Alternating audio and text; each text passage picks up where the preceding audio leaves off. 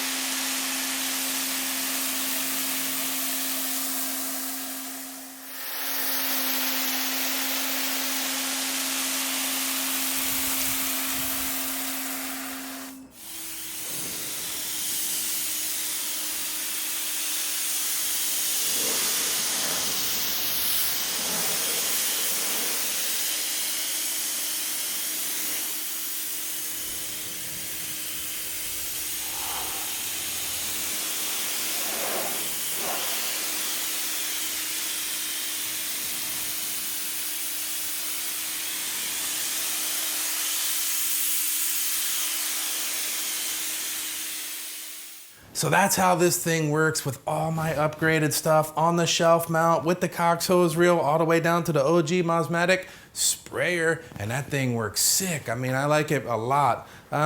It does come with its own hose, and the quality somewhere kind of in between the typical plastic junk that you get with the electric pressure washers and a decent one. I would call it middle grade. The problem is it's short, it's only 20 feet, so you're gonna be moving this thing all around. I recommend upgrading this. I'll leave some links down below on some affordable accessories to get this thing going if you don't plan on wall mounting it. So it comes with this spray wand, and the question, man, it's just not that great. It comes with this super long wand on it, and I'm not interested in that rifle length wand, so let's get that removed off of there. Let's break this thing down. We can get it half the size, and that's huge. I'm gonna put a quick disconnect right on here. Now I can put my tip right on the end, and it's gonna work great like this. It's just way less long and wieldy and kind of sucks. So we'll go ahead and put a quick disconnect plug on the intake on this as well. Now I can hook my Cobra Jet hose straight into it, and that thing looks sick. Now it's better. It's better. It's still marginal quality. I mean, I highly recommend upgrading it, but we can get a short wand with a nice tip, and let's see how this thing works. With the foam cannon, it comes out nice. Again, it's kind of, you know, the weight and balance on this thing is off. It's the heavy foam cannons at the end, but it did a good job. The spray pattern is nice on it. I got the 40-degree tip on there, and I feel like it's doing just a really good job. It just feels light gauge, just not that good of quality, and I don't like the length. Other than that, it's fine. I mean, just getting started, you're gonna dig it. It's not horrible, but you know, compared to the better stuff, it's not that great either. All right, so let's talk statistics. I know a lot of you people are just waiting to hear about this.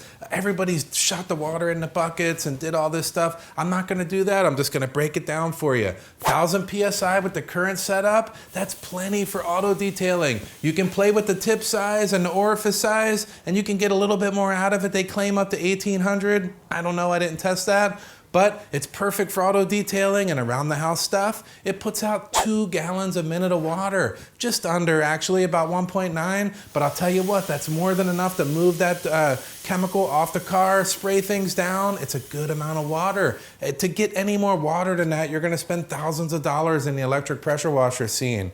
Noise level. I find that it falls somewhere between the Karcher and the Krenza. The Krenza comes on easy, it purrs and falls off nice. The actual Karcher, that thing has kind of a kick when it comes on. It has that typical pressure washer whine that you hear in the electric category.